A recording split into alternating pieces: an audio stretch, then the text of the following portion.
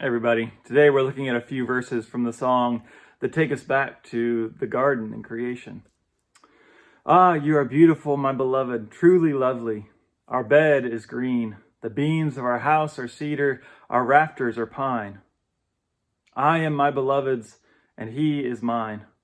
I am my beloved, and his desire is for me. So in the beginning, God created man and woman as equal partners. The first human is alone and it's not good. Animals aren't good enough. And so God creates a suitable partner and he takes from his side, not from below or above, but from the side. God splits the atom.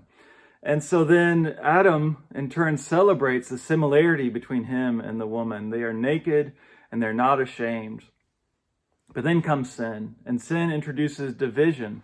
It introduces male dominance. There's this verse where it says, to the woman, your desire shall be for your husband, and he shall rule over you. You see, this is not what God intended, to have this division, to have hierarchy. But that's what happens after the garden. There's no more equality. There's no more trust between genders. And so, Song of Songs takes us back to the garden with a couple who are not ashamed and who love one another and see one another equally. There's this constant nature image, I think, is pointing us towards that. They use it for each other. They use it for where they are. And we heard in that verse about, I'm my beloved's and he is mine. That's a kind of mutual submission.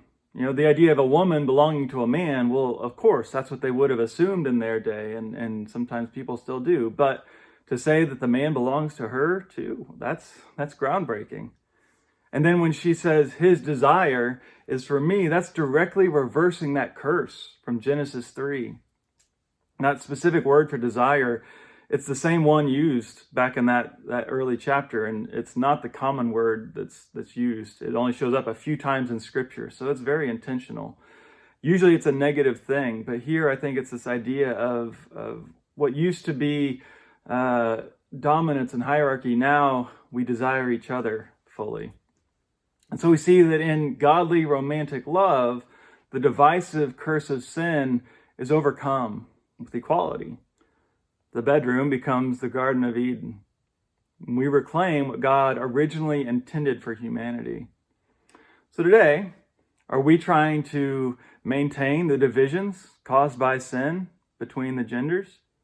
Are we joining in God's work of unity and equality too?